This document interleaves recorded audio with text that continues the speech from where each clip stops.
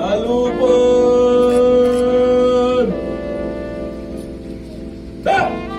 Yo, Boy, ako nga pala si Pabros. Alam kong kilala nyo ako at minabuti ko na din kilalanin kayong lahat. Yo, at ang kantang to ay naalay ko sa lahat ng Kota 2019. Naaalala ko pa dati nun, mga nakanakaraang lumipas na taon. Puting damit, pantalon, may ahit ang gupit.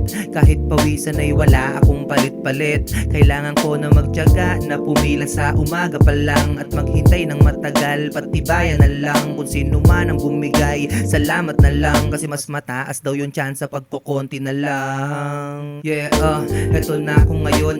Yung dating mapayat ay lumulobo na ngayon. Kamusta na kaya yung mga dati kong kamate na busy na sa kakasarado bukas ng gate. Ang dami nang nangyari, di ko lubos mawari. May mga naligaw dahil sa maling diskarte. May mga na-promote kasabayan ko lang dati. Kamusta na kaya ang Kota 2019? Wala lang, bigla lang ako nag-reminisce. Kamusta na kaya sila, no? Sila Ma'am Clemente, sila Sir Sabiniano, sila Sir Kwasay, sila Ma'am Picoro, sila Ma'am Dote, sila Sir Boter, sila Sir Ranke, sila Sir Baybay, sila Sir Maximo, sila Sir Batugan, di ba? Nakakamiss lang kung iisipin mo.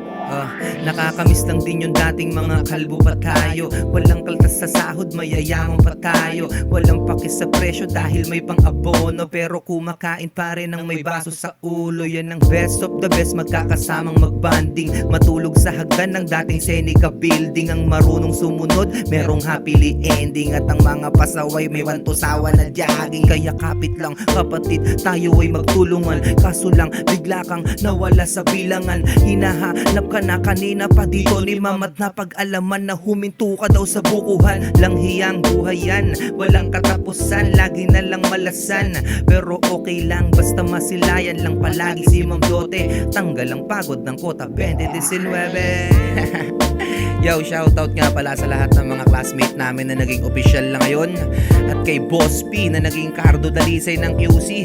Idol!